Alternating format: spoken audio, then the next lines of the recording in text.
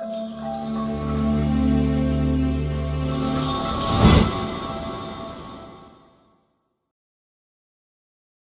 morning, everyone. Welcome to Exact IAS. Here I am Twinkle Kotwani with you all discussing today's newspaper.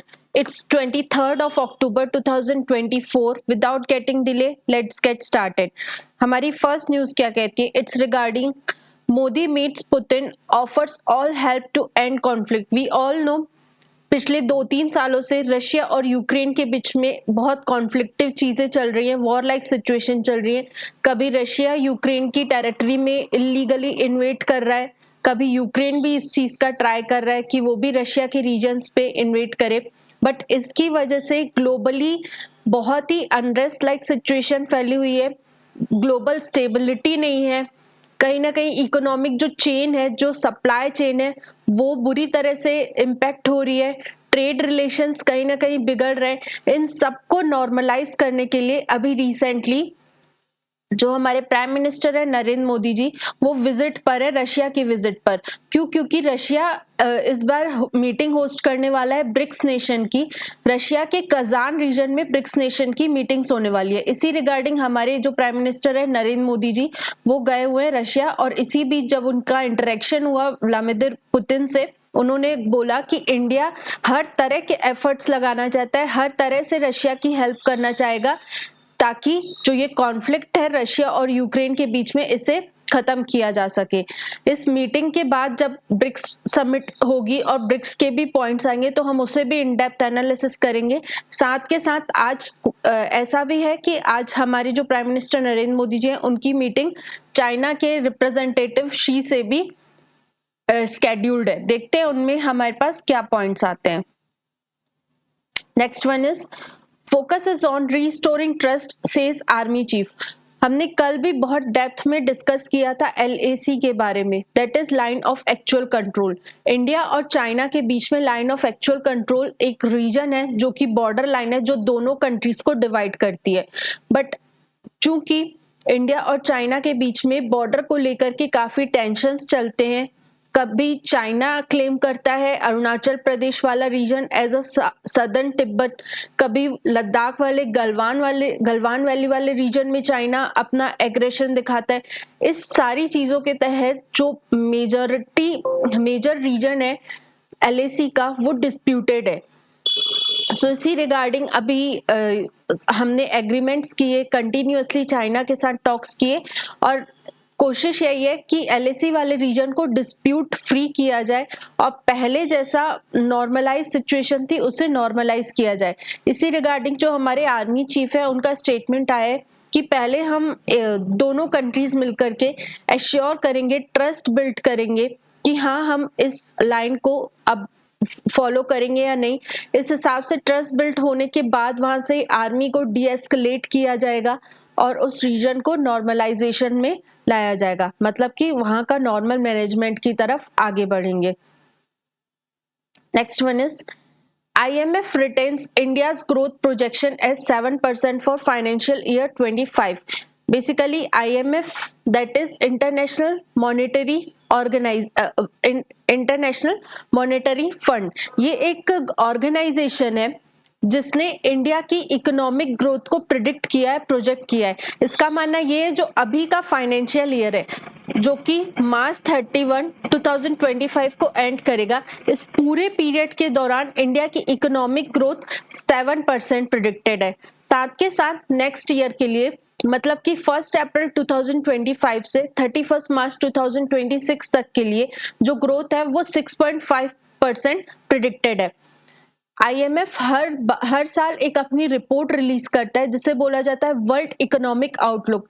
इस outlook के अंतर्गत ही global economies के growth को predict किया जाता है। यूपीएससी से कनेक्ट करके IMF को एक स्टेप आगे बढ़कर समझते हैं। 1944 में ब्रिटेन वुड्स कॉन्फ्रेंस हुआ था। ब्रिटेन वुड्स कॉन्फ्रेंस के बाद कई सारी ऑर्गेनाइजेशन हमारे सामने आई, जिनमें से IMF एक है। साथ के साथ वर्ल्ड बैंक भी ब्रिटेन वुड्स कॉन्फ्रेंस के बाद ही बनकर सामने आई थी। सो 1945 में ब्रिटेन वुड्स कॉन्फ्रेंस के बाद एक ऑर्गेनाइजेशन सामने आई जिसका नाम था इंटरनेशनल मॉनेटरी फंड। बेसिकली पूरे ग्लोबल लेवल पर मॉनेटरी स्टेबिलिटी एस्टैब्लिश करने के लिए, फाइनेंशियल असिस्टेंस प्रोवाइड करने के लिए, फाइनेंशियल एडवाइसेस प्रोवाइड करने के लिए आईएमएफ को बनाया गया।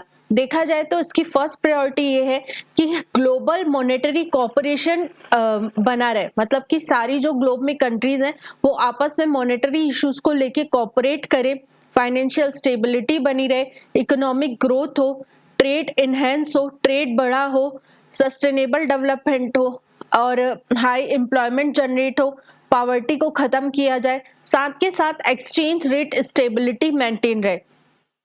एक्सचेंज रेट स्टेबिलिटी मतलब कि जैसे हर एक कंट्री की अपनी करेंसी होती है। इंडिया डील करता है रुपी में, यूएसए डील करता है डॉलर में, चाइना डील करता है रेनबिनबी में, इसी तरह से हर कंट्री अपनी अपनी करेंसीज में डील करता है। सो अगर अब क्या है, सारा जो ग्लोब है वो इंटरकनेक्टेड है, इंटरलिंक्ड है, मतलब कि एक कंट्री अपने आप को सेल्फ लिमिट करके नहीं रह सकता है। वो अपनी जरूरत के सामान किसी दूसरी कंट्री से इंपोर्ट करवाता है और जो भी कंट्री के पास अपना एक्सेस में उसने प्रोड्यूस किया है वो दूसरी कंट्री को एक्सपोर्ट करता है। सो इसीलिए ग्लोबल लेवल पर जो करेंसीज आपस में एक्सचेंज हो उसमें एक स्टेबिलिटी मेंटेन रहे, इसको भी इंश्योर करता है आईएमएफ। अगर मेजर फंक्शंस की बात करें तो फाइनेंशियल असिस्टेंस प्रोवाइड करना भी आईएमएफ का काम है। किसी भी कंट्री का बैलेंस ऑफ पेमेंट से रिलेटेड प्रॉब्लम जनरेट होती है। बैलेंस ऑफ पेमेंट मतलब कि जैसे मैंने अभी बताया कि ग्लोब इंटरकनेक्टेड है, कंट्रीज आपस में ट्रेड करती हैं, बट ट्रेड करने के लिए उनके पास पैसा भी होना चाहिए। इसीलिए बैलेंस ऑफ पेमेंट मतलब कि जो एक कंट्री अगर जितना इंपोर्ट करती है उतना ही एक्सपोर्ट करती है तो उसके पास पैसा रहेगा आगे के भी एक्सचेंजेस करने के लिए।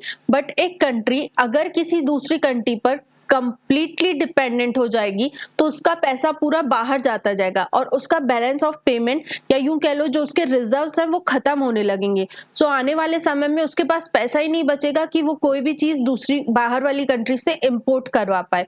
ऐसा ही क्राइसिस 1991 के टाइम पर इंडिया में भी हुआ था कि इंडिया के फॉरेक्स रिजर्व्स पूरे खत्म हो चुके थे। उस दौरान भी आईएमएफ ने, वर्ल्ड बैंक ने हमें लोन्स प्रोवाइड किए कुछ कंडीशंस के साथ कि इंडिया को अपनी इकोनॉमी ओपन करनी पड़ेगी, इंडिया को ग्लोबलाइजेशन करना पड़ेगा, लिबरलाइजेशन करना पड़ेगा। इन सारी एडवाइजेस को अपनी कंट्री में इम्प्लीमेंट करने के बाद आईएमएफ ने हमें लोन दिया और हमें फाइनेंशियल असिस्टेंस प्रोवाइड किया। साथ के साथ इसका मेजर काम ये भी है कि सर्विलियंस करना, मतलब कि कंट्रीज जो एक्सचेंज सिस्टम फॉलो कर रही हैं या जो भी पॉलिसीज फॉलो कर रही हैं वो उनके लिए सही है या नहीं, क्या वो ग्लोबल लेवल पर किसी तरह का फ्रॉड तो नहीं जनरेट करेगा या आने वाले समय में वो प्रॉब्लमेटिक तो नहीं हो सकता है। इस सारी चीजों को भी गवर्न करने के लिए, सर्विलियंस करने के लिए आईएमएफ रिस्पॉन्सिबल रहता है। साथ के साथ बात करें तो जितनी भी ग्लोबल कंट्रीज में सेंट्रल बैंक्स रहती हैं, हर एक कंट्री की अपनी सेंट्रल बैंक है। जैसे कि इंडिया के पास है आरबीआई, आरबीआई के जो गवर्नर है वो आईएमएफ के मेंबर रहते हैं। सारे गवर्नर्स की, सेंट्रल बैंक्स की प्रॉपर ट्रेनिंग होती है, उनको एडवाइस दी जाती है, उनको रिकमेंडेशंस बताई जाती हैं कि आप अपनी कंट्री में कौन सी पॉलिसी अपनाएं, किस तरह से पब्लिक डेट्स को मैनेज करें, किस तरह से पब्लिक रेवेन्यूज को जनरेट करें। ये सारा काम आईएमएफ के द्वारा ही किया जाता है। सबसे इंपॉर्टेंट चीज अभी मैंने बताया कि आईएमएफ में कुछ मतलब कि अप्रॉक्स 179 मेंबर कंट्रीज हैं आईएमएफ की, 190। हर एक मेंबर कंट्री जिस हिसाब से उसमें कंट्रीब्यूट करती है उस हिसाब से उन्हें आने वाले टाइम में, मतलब कि किसी भी चीज को वोट करने के लिए उनको उतना परसेंटेज प्रोवाइड किया जाता है। अब मैं बात करती हूँ सबसे इंपॉर्टेंट चीज आईएमएफ से related, that is special drawing rights.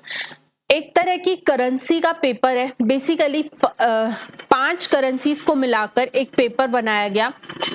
Renminbi, USA dollar, Japanese yen, British की पौंड स्टर्लिंग और यूरो, ये 5 करेंसीज को मिलाकर इनकी वैल्यू के हिसाब से एक और काइंड ऑफ करेंसी, ये करेंसी नहीं है, बस एक काइंड ऑफ करेंसी है कि आपने, सपोज आपको आईएमएफ की मेंबरशिप चाहिए तो आप अपना कुछ अमाउंट उसको दोगे, कुछ अमाउंट ऑफ पैसा आईएमएफ के पास जमा करवाओगे और इन रिस्पॉन्स वो आपको स्पेशल ड्राइंग राइट्स देगा। स्पेशल ड्राइंग राइट्स को मैं इसलिए as a type of currency बोल रही हूँ क्योंकि इमरजेंसी के टाइम पर समय आने पर हम उन स्पेशल ड्रॉइंग राइट्स को किसी भी कंट्री के पास रखवा कर वहां से पैसे, जो ये 5 करेंसीज हैं, इनमें पैसे ले सकते हैं और अपने ट्रेड को कंटिन्यू कर सकते हैं। अगर इंडिया के कंट्रीब्यूशन की बात की जाए तो अप्रोक्स 2.44% इंडिया कंट्रीब्यूट करता है IMF में। Next one is the world needs blue helmet who act as blue helmets. Basically इस पूरे एडिटोरियल में पीस कीपर्स के बारे में बात की गई है। यूनाइटेड नेशन का आर्टिकल 6 जो है वो बात करता है पीसफुल सेटलमेंट्स ऑफ डिस्प्यूट्स के बारे में। मतलब कि यूनाइटेड नेशन की मदद से जो भी ग्लोबल लेवल पर डिस्प्यूट्स चल रहे हैं उसको पीसफुली सॉल्व करने की बात की जाती है। साथ के साथ यूनाइटेड नेशन का ही चैप्टर 7 जो है वो बात करता है the use of armed force with the authorisation of the security council in case of aggression and breaches of peace threatening international security. मतलब कि अगर किसी भी कंट्री में लॉ या पीस को ब्रीच किया जा रहा है जो कि इंटरनेशनल सिक्योरिटी जिसकी वजह से प्रॉब्लम में आ सकती है, तो उस एरिया में पीस कीपिंग के लिए हम आर्म्ड फोर्सेस का भी यूज कर सकते हैं। मतलब कि यूनाइटेड नेशन के पास हर तरह के राइट्स हैं, साथ के साथ अवेलेबल रिसोर्सेज भी हैं कि वो किसी भी तरह से इंटरनेशनल पीस एंड स्टेबिलिटी को मेंटेन रखने में सक्षम हो सके। इसी के रिगार्डिंग यूएन के पास अपनी पीस कीपिंग फोर्स भी रहती है। जो भी यूएन के मेंबर स्टेट्स हैं वो कुछ लिमिट्स में अपनी फोर्सेस, आर्म्ड फोर्सेस उनको प्रोवाइड करते हैं ग्लोबल लेवल पर स्टेबिलिटी मेंटेन करने के लिए। सो इसी रिगार्डिंग हमने देखा है अभी तक जब से यूएन बना है तब से उसने समय समय पर अलग अलग रीजन्स में जब जब ग्लोबल लेवल पर इंटरनेशनल सिक्योरिटी पर क्वेश्चन उठे हैं तो यूएन ने अपने पीस कीपर्स को वहां डिप्लॉय किया है, वहां स्टैब्लिश किया है और पीस को मेंटेन करने में मदद की है। बट कुछ ऐसे इंस्टेंसेस भी, फॉर एग्जांपल देखा जाए तो कंबोडिया, मोजाम्बिक, अंगोआ और लाइबेरिया, कोस्नोवा, मतलब कि अलग अलग कंट्रीज में चाहे वो सिविलियंस के बीच में हो, चाहे वहां की वल्नरेबल सेक्शन ऑफ सोसाइटी हो, विमेन हो, चिल्ड्रन हो, अगर उनकी सिक्योरिटी पर क्वेश्चन उठा है तो यूएन ने अपने पीस कीपर्स को डिप्लॉय किया है और सिचुएशन को अंडर कंट्रोल लाया है। बट कुछ इंस्टेंसेस, कुछ केसेस ऐसे आए हैं जहां पर यूएन के पास सब कुछ होते हुए भी यूएन ने एक्शन नहीं उठाया है। फॉर एग्जाम्पल रशिया और यूक्रेन का मुद्दा। रशिया ने इतने इलीगल तरीके से यूक्रेन के एरिया को कैप्चर किया, यूक्रेन ने भी उसके रिटेलिएशन में स्टेप्स उठाए, पहली चीज। दूसरा, जो वेस्ट एशिया वाला मुद्दा है, इजराइल वाला मुद्दा, लेबनान, ईरान, इजराइल, ये सारे जो कॉन्फ्लिक्टिव रीजन्स हैं, यहाँ पर एक तरह से देखा जाए तो जीनोसाइड टाइप की सिचुएशंस हो रही हैं। इतने हद तक लोगों को मारा जा रहा है, इतनी किलिंग हो रही है, इंफ्रास्ट्रक्चर बिगाड़ा जा रहा है, मतलब एक नॉर्मल पर्सन नॉर्मल लाइफ जी ही नहीं पा रहा है। हर वक्त उसके मन में डर है कि किस वक्त कहाँ से अटैक हो जाए और मेरी डेथ हो जाए। सो ये एक तरह का जीनोसाइड ही हुआ ना। बट स्टिल इतने बड़े लेवल पर हमें ग्लोबल सिक्योरिटी पर क्वेश्चन उठते हुए नजर आ रहे हैं, बट स्टिल यूएन कोई भी तरह की हेल्प नहीं प्रोवाइड कर रहा है। इसी रिगार्डिंग ये जो है एडिटोरियल डिस्कस कर रहा है कि यूएन को इस रिगार्डिंग अपने स्टेप्स उठाने चाहिए। जैसे समय समय पर यूएन ने अपने पीस कीपर्स की मदद से, चाहे वो अफगानिस्तान वाला एरिया हो जाए, चाहे कंबोडिया हो जाए, मोजाम्बिक हो जाए, इन सब रीजन्स में जिस तरह से यूएन सक्सेसफुल रहा है पीस कीपिंग में, उसे रशिया यूक्रेन वाले मुद्दे में हो जाए या ईरान, लेबनान, इजराइल वाले मुद्दा हो जाए, इन सब जगह अपने पीस कीपर्स को डिप्लॉय करना चाहिए ताकि ग्लोबल लेवल पर सिक्योरिटी मेंटेन रह सके। इसी रिगार्डिंग यूएन में रिफॉर्म्स की भी बात की जा रही है। आखिर पीस कीपर्स को डिप्लॉय करने के लिए सिक्योरिटी काउंसिल रिस्पॉन्सिबल रहती है। यूनाइटेड नेशंस का एक मेन ऑर्गन रहता है सिक्योरिटी काउंसिल। सिक्योरिटी काउंसिल के 5 परमानेंट मेंबर्स रहते हैं और कुछ टेम्परेरी मेंबर्स रहते हैं जो हर साल चेंज होते रहते हैं। 5 परमानेंट मेंबर्स ही डिसीजन लेते हैं कि कौन से रीजन में हमें पीस कीपर्स को डिप्लॉय करना है। सो ये देखा गया कि ये जो 5 परमानेंट मेंबर्स हैं, इनके पास एक कह सकते हैं राइट है, जिसे बोला जाता है वीटो। वीटो के अंतर्गत अगर इन 5 में से कोई एक भी कंट्री वीटो पावर यूज कर लेती है तो वो डिसीजन नहीं लिया जाता है। सो जरूरत है कि हम इस वीटो पावर को as a dead letter use करें। मतलब कि अगर ग्लोबल स्टेबिलिटी की बात मुद्दा उठ रहा है, पीस कीपिंग का मुद्दा उठ रहा है, तो ये 5 परमानेंट कंट्रीज को भी समझना चाहिए और इस वीटो के पावर के यूज को लेकर के हमें रिफॉर्म की जरूरत है यूएन में, पहली चीज। दूसरा, जो ये 5 परमानेंट मेंबर्स है, इनका एम्बिट और भी बढ़ाना चाहिए। जब यूनाइटेड नेशंस 1945 में बना था, तब के सिनेरियो कुछ अलग थे, आज की डिमांड कुछ अलग है। सो जरूरत है कि हम इस P5 को P7 बनाए। इसमें इंडिया का साथ के साथ अफ्रीकन यूनियन को भी कंट्रीब्यूट किया जाए और सारी कंट्रीज मिल करके डिसीजन ले कि कहां पर पीस कीपर्स की जरूरत है, किस तरह से ब्लू हेलमेट्स, जिन्होंने पहले भी सक्सेसफुली प्रूफ किया है कि ग्लोबल लेवल पर पीस को मेंटेन किया जा सकता है, स्टेबिलिटी को मेंटेन किया जा सकता है, आने वाले समय में वो उतना इफेक्टिवली वर्क कर सके। Next one is on section 6A of the citizenship act. Basically ये जो एडिटोरियल है, ये असम अकॉर्ड के बारे में बात कर रहा है। देखो हुआ क्या कि जो हमारा नॉर्थ ईस्टर्न वाला रीजन है, कहीं ना कहीं उसका अपना कल्चर है, अपनी आइडेंटिटी है, अपनी ही चीजें हैं। जो इंडिया का कॉन्स्टिट्यूशन है, आर्टिकल 29 बात करता है कि किसी भी सेक्शन ऑफ पीपल का जो कि इंडियन सिटीजन है, उन्हें राइट है कि वो अपने कल्चर को कंजर्व कर सके, प्रिजर्व कर सके, अपनी आइडेंटिटी को, अपनी लैंग्वेज को, इस चीजों को प्रिजर्व करने की बात की जा रही है। बट समय समय पर कुछ बार ऐसा देखा गया कि जब हमें आजादी मिली 1948 के टाइम पर, उस समय ईस्ट पाकिस्तान, वेस्ट पाकिस्तान बना। सो चूंकि बांग्लादेश वाले रीजन में स्टेबिलिटी नहीं थी, सो वहां से बड़े नंबर ऑफ माइग्रेंट्स शिफ्ट कर रहे थे, मूव कर रहे थे इंडिया की ओर।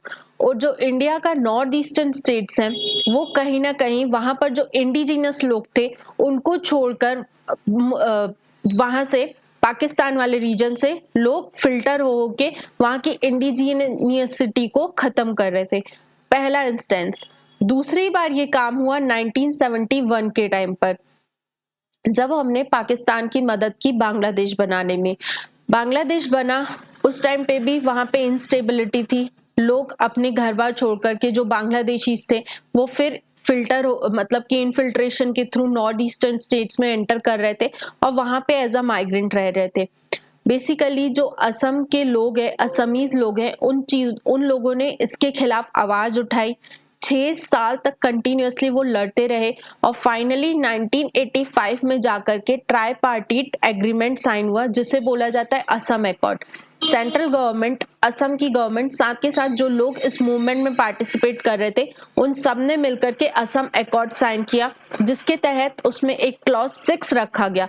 क्लॉज 6 के तहत उन्हें बोला गया कि आपको एडमिनिस्ट्रेटिव कॉन्स्टिट्यूशनल प्रोविजंस प्रोवाइड किए जाएंगे ताकि आप अपनी कल्चरल आइडेंटिटी को, इंडिजीनियसिटी को मेंटेन रख सको, पहला चीज। दूसरा जो इंपॉर्टेंट क्लॉज उसमें ऐड किया गया था, वो था section 6A into the Indian citizenship act of 1955, जो बात करता है असम के लोगों के बारे में। मतलब कि उसमें ये मेंशन किया गया कि जो भी पॉपुलेशन असम में इस 1975, बेसिकली एक डेट फिक्स की गई 25 मार्च 1971 के पहले जो भी लोग असम में एंटर कर चुके हैं, चाहे वो बांग्लादेश से बिलोंग करते हो, स्टिल उनको सिटीजनशिप प्रोवाइड की जाएगी, इंडियन सिटीजनशिप प्रोवाइड की गई। साथ के साथ ये बोला गया कि अगर वो बांग्लादेशी हैं तो उन्हें मतलब कि उनके ऊपर एक थोड़ा सा रिस्ट्रिक्शन रखा गया कि आप 10 साल तक वोटिंग राइट अपने नहीं ले सकते हो, बट 10 साल के बाद आप वोट भी दे सकते हो। सो इस पूरे प्रोविजन को रिसेंटली सुप्रीम कोर्ट में फाइल किया गया था कि कहीं ना कहीं ये आर्टिकल 14 के खिलाफ है, राइट टू इक्वलिटी के खिलाफ है। बट सुप्रीम कोर्ट ने अपने जजमेंट में बताया कि ये इक्वलिटी के खिलाफ नहीं है, हमारा इंडियन कॉन्स्टिट्यूशन भी हमें इस तरह से पॉजिटिव डिस्क्रिमिनेशन करने के राइट प्रोवाइड करता है, पहली चीज। दूसरी बात की गई कि ये एब्रिज कर रहा है आर्टिकल 19 को, जो मैंने पहले ही बताया कि हमें आर्टिकल 19 मिला है कि हम अपने कल्चर को कंजर्व कर सकते हैं। इसमें सुप्रीम कोर्ट ने अपने जजमेंट में ये बताया कि जैसे कि आर्टिकल 19 हमें कंजर्व करने की बात कर रहा है कि हमें राइट है, हम अपने कल्चर को कंजर्व कर सकते हैं, बट आर्टिकल 29 कहीं भी ये नहीं बोलता है कि आप को एग्जिस्ट नहीं कर सकते हो। जिस तरह से असम लोगों के पास राइट है कि आप अपने आर्टिकल 29 को यूज करके अपने कल्चर को कंजर्व करें, वैसे ही बांग्लादेशी के पास भी, जिनको अब इंडियन सिटीजनशिप मिल गई है, उनका भी आर्टिकल 29 है कि वो भी अपने कल्चर को कंजर्व कर सकते हैं। आर्टिकल 29 में कहीं पर भी मोनोजीनियसिटी के बारे में नहीं लिखा गया है कि सिर्फ एक कल्चर को प्रमोट करेगा। इंडियन कॉन्स्टिट्यूशन हर कल्चर को उसी हिसाब से प्रमोट करता है जैसे कि एक कल्चर को प्रमोट करता है। जो ये है सिटीजनशिप का राइट है, वो किसी भी एंगल से इंडियन कॉन्स्टिट्यूशन को या किसी भी चीज को एब्रिज नहीं कर रहा है। असम अकॉर्ड के हिसाब से जो भी सिटीजनशिप एक्ट में अमेंडमेंट किए गए थे, जो उनको एक लिवरेज दिया गया था, वो ह्यूमैनिटी के बेसिस पे दिया गया था कि वहां पर लोग सेफ नहीं थे, इसलिए उन्हें इंडियन सिटीजनशिप प्रोवाइड की गई थी। That is not abridging any of the right of Assamese people. Next one is, why are big tech companies such as Google counting for nuclear power? Basically अभी के समय में देखा गया कि गूगल हो गया, अमेजन हो गया, या जो बड़ी बड़ी बिग टेक कंपनीज है, वो न्यूक्लियर पावर जनरेट की बात कर रही हैं। क्यों? क्योंकि एक स्टडी देखी गई जिसके तहत ये देखा गया कि जो ये बिग टेक कंपनीज है, ये सब अपने डेटा सेंटर्स को इलेक्ट्रिसिटी प्रोवाइड करने में इतनी ज्यादा इलेक्ट्रिसिटी की यूज कर रही हैं कि कहीं ना कहीं जो एमिशन लेवल है वो हमें बढ़ता हुआ नजर आ रहा है। दैट इज थ्रू इसीलिए उन्होंने क्या किया है, एग्रीमेंट साइन किए हैं कि आने वाले समय में 2030 तक अप्रॉक्स 500 मेगावाट एनर्जी वो न्यूक्लियर पावर प्लांट के थ्रू जनरेट कर पाए। ऐसा इन बिग टेक कंपनीज का मानना है कि जो न्यूक्लियर पावर प्लांट है वो एक क्लीन एनर्जी है। क्लीन एनर्जी के अंतर्गत मतलब कि उसके अंतर्गत उससे हमें ग्रीन हाउस गैसेस का एमिशन देखने को नहीं मिलता है। इसलिए बड़ी बड़ी बिग टेक कंपनीज जो है वो साइन करिए न्यूक्लियर एनर्जी जनरेट करने के लिए एग्रीमेंट्स। बट यहाँ पर इस एडिटोरियल में ये क्वेश्चन उठाया गया है कि क्या सच में न्यूक्लियर एनर्जी एक क्लीन एनर्जी है या नहीं है, क्योंकि जो हिस्टोरिकल इवेंट्स हुए, फॉर एग्जाम्पल चर्नोबाइल का इवेंट हो गया, यूक्रेन में जो न्यूक्लियर पावर प्लांट को लेकर के प्रॉब्लम देखने को मिली थी, साथ के साथ जापान में जो फुकुशिमा वाले रीजन में हमें न्यूक्लियर को लेकर के प्रॉब्लम देखने को मिली थी, इन दोनों चीजों ने हमें यही दर्शाया है कि न्यूक्लियर एनर्जी उतनी भी क्लीन एनर्जी नहीं है। अगर एक बार लीकेज हो गया या किसी भी तरह का मिस इन्फॉर्मेशन हो गई, या जो मॉड्यूलर है जहां से न्यूक्लियर एनर्जी जनरेट हो रही है उसमें छोटी सी भी प्रॉब्लम आ गई, तो इतना मास डिस्ट्रक्शन हो सकता है जिसकी हम कल्पना भी नहीं कर सकते।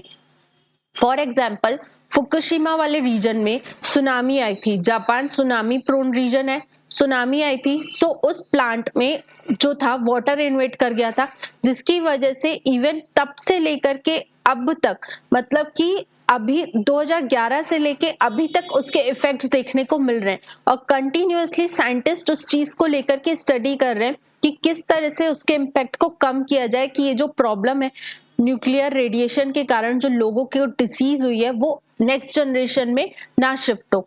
साथ के साथ जो एनवायरमेंटलिस्ट हैं, जो न्यूक्लियर एनर्जी की स्टडी करते हैं, जो सिविल सोसाइटीज हैं, उन्होंने न्यूक्लियर एनर्जी को सबसे डर्टीएस्ट एनर्जी माना है। क्यों? क्योंकि ये इतने बड़े लेवल का मास डिस्ट्रक्शन करने में रिस्पॉन्सिबल है। जो ये बिग टेक कंपनीज हैं उनको एक बार फिर से सोचना चाहिए कि क्या न्यूक्लियर पावर प्लांट के थ्रू इलेक्ट्रिसिटी जनरेट करना, और आखिर सबसे बड़ा क्वेश्चन उठता है कि ये लोग क्यों इलेक्ट्रिसिटी जनरेट करना चाहते हैं, क्योंकि जो आने वाला समय है वो एआई का है, ऑटोमेशन का है। सो अपने एआई और ऑटोमेशन को सपोर्ट करने के लिए, इलेक्ट्रिसिटी की डिमांड को फुलफिल करने के लिए, साथ के साथ ग्लोबल जो क्लाइमेट चेंज हो रहा है उस चीज को मिटिगेट करने के लिए, उस चीज से अपनी कंपनी को अलाइन करने के लिए ये जो बिग टेक कंपनीज हैं वो न्यूक्लियर पावर प्लांट्स के साथ न्यूक्लियर पावर प्लांट एस्टैब्लिश करने के लिए एग्रीमेंट साइन करिए, बट उन्हें एक बार फिर से इस चीज में सोचना चाहिए। नेक्स्ट न्यूज की तरफ चलते हैं।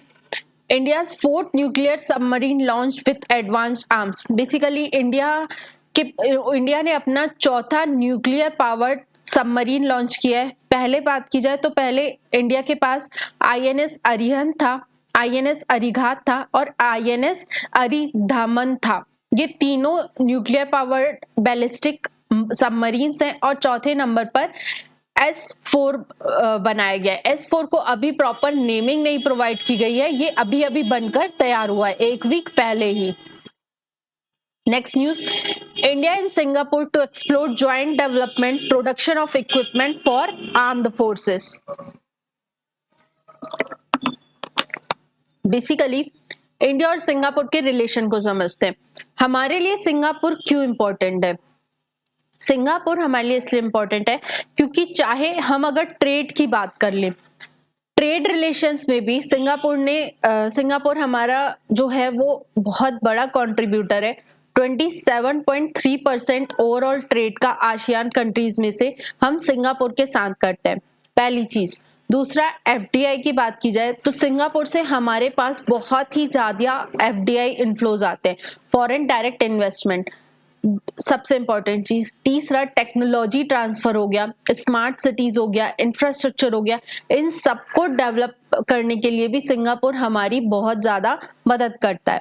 रिसेंटली हमने सिंगापुर की जो पेमेंट वो है पे नाउ और इंडिया की यूनिफाइड पेमेंट इंटरफेस यूपीआई, दोनों ने एग्रीमेंट साइन किया है। क्यों? क्योंकि वी ऑल नो हमारे काफी सारे जो सिटीजन्स हैं वो सिंगापुर में रह रहे हैं, वहां पे अपना वर्क कर रहे हैं और वहां से अपना लाइवलीहुड को अर्न कर रहे हैं। उस लाइवलीहुड को यहाँ पे एस्टैब्लिश फैमिली को भेजने के लिए, मतलब कि रेमिटेंस भेजने के लिए ये कोलैबोरेशन किया गया है, मतलब कि दोनों के बीच में एग्रीमेंट साइन किया गया है पेमेंट को और इजी बनाने के लिए, जो माइग्रेंट वर्कर्स हैं उनको हेल्प करने के लिए। तो ट्रेड और इकोनॉमिक सेक्टर में दोनों कंट्रीज के बीच में बहुत अच्छे रिलेशंस चल रहे हैं। अब बात की जाए इंडिया की जो पॉलिसी है, स्ट्रैटेजिक पॉलिसी है, लुक ईस्ट हो गया या एक्ट ईस्ट हो गया, उसके तहत सिंगापुर हमारा सबसे फर्स्ट प्रायोरिटी पे आता है। सिंगापुर के साथ हमारे रिलेशंस इतने अच्छे हैं कि आसियान नेशंस के साथ और डीपेंड रिलेशनशिप बनाने के लिए सिंगापुर हमारी मदद कर सकता है, इसलिए सिंगापुर हमारे लिए सिग्निफिकेंटली बहुत इंपॉर्टेंट है। एजुकेशन हो गया, डिफेंस हो गया, इन सारे सेक्टर्स में सिंगापुर हमारी मदद करता है। इंडो पैसिफिक रीजन में सिक्योरिटी इंश्योर करना हो गया, चाइना के एक्सपेंशनिस्ट पॉलिसी को कर्ब आउट करने में भी सिंगापुर हमारे लिए बहुत यूजफुल है। इसलिए हम कंटिन्यूअसली सिंगापुर के साथ अपने अच्छे रिलेशंस बना रहे, अच्छे टाइज बना रहे। रिसेंटली दोनों कंट्रीज ने joint military training exercise conduct करवाई है, मतलब कि एग्रीमेंट साइन किया है जिसमें दोनों कंट्रीज की आर्मी को ट्रेनिंग प्रोवाइड की जाएगी। साथ के साथ कोऑपरेशन की बात की गई है कि डिफेंस को लेकर के, डिफेंस कोऑपरेशन को बढ़ाने के लिए इंडस्ट्रियल लेवल पर हो गया, एक्सप्लोरिंग लेवल पर हो गया, दोनों कंट्रीज मिलकर कोलैब करेंगी, कोऑपरेट करेंगी ताकि नई नई चीजों को रिसर्च किया जा सके। आगे बढ़ते हैं। Next one is centre eyes presumed consent for cornea retrieval in hospital deaths. Basically ये एक प्रोविजन लाया गया है, transplantation of human organs and tissues act 1994 को चेंज करके। होता क्या था कि पहले अगर किसी पर्सन की डेथ होती है तो अपनी डेथ के पहले वो पेपर साइन कर देता था, अगर वो विलिंग है अपनी कॉर्निया, आई का एक पार्ट होता है कॉर्निया, उसे किसी को डोनेट करना चाहता है तो वो पेपर साइन कर देता था। बट इंडिया में ऐसा ऑब्जर्व किया गया कि कॉर्निया की डिमांड बढ़ गई है, बट अवेलेबिलिटी देखी जाए तो सिर्फ 50% कॉर्निया अवेलेबल है। सो सेंट्रल गवर्नमेंट ने ये अपना एक्ट चेंज करके ये बताया है कि अगर किसी भी हॉस्पिटल में किसी पर्सन की डेथ होती है तो हॉस्पिटल अथॉरिटीज बिना परमिशन के, पेशेंट के जो रिलेटिव्स हैं उनकी बिना परमिशन के उसकी कॉर्निया को ले सकते हैं और डोनेट कर सकते हैं। इस साथ के साथ ये भी प्रोविजन रखा गया कि अगर कोई पर्सन अनविलिंग है, मतलब कि वो कॉर्निया को डोनेट नहीं करना चाहता है, तो वो पहले ही पेपर साइन कर सकता है कि मेरी डेथ के बाद भी आप कॉर्निया को डोनेट नहीं करेंगे। प्रीलिम्स रिवीजन की तरफ बढ़ते हैं। International atomic energy agency recently एक रिपोर्ट आई है जो कि न्यूक्लियर पावर के डिमांड को लेकर के बताई जा रही है। Highlighted the need for significant increase in investment to achieve goals for expanding nuclear power. Basically nuclear power को बढ़ाने के लिए एक्सपेंडिचर मतलब कि इन्वेस्टमेंट को बढ़ाने की जरूरत है। अगर IAEA की बात की जाए तो इंटरनेशनल एटॉमिक एनर्जी एजेंसी ये एक तरह की इंटर गवर्नमेंटल फोरम है जो कि न्यूक्लियर फील्ड में टॉप मोस्ट पर वर्क करती है। मतलब कि न्यूक्लियर से रिलेटेड कोई भी रिसर्च हो, किसी भी तरह का कॉपरेशन हो, कंट्रीज किस तरह से न्यूक्लियर पावर को यूज करेंगी, कितना न्यूक्लियर चीजें वो अपने पास रख सकती हैं, ये सारी चीजों को गवर्न करने के लिए IAEA रिस्पॉन्सिबल है।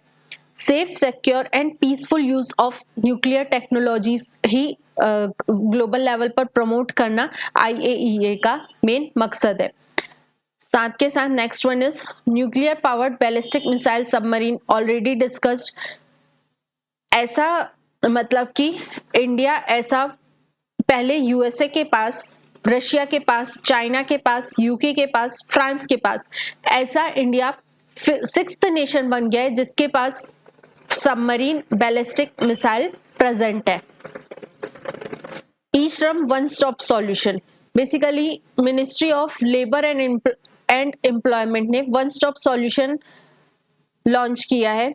ये रिलेटेड है अनऑर्गेनाइज्ड सेक्टर में जो भी वर्कर्स काम करते हैं उनको रजिस्टर करना, उनको हर तरह की फैसिलिटीज प्रोवाइड करना एक ही जगह पर।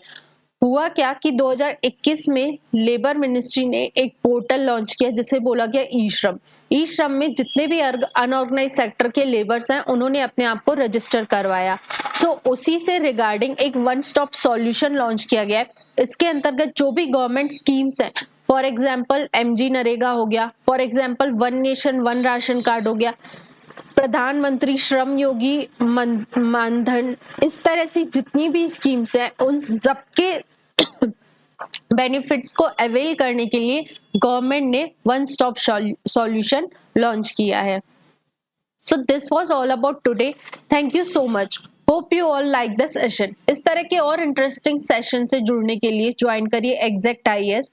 हमारे इंस्टाग्राम चैनल, यूट्यूब और टेलीग्राम की लिंक्स डिस्क्रिप्शन में प्रोवाइडेड है। इस लेक्चर की PDF आपको हमारे टेलीग्राम चैनल पर मिल जाएगी। Thank you so much.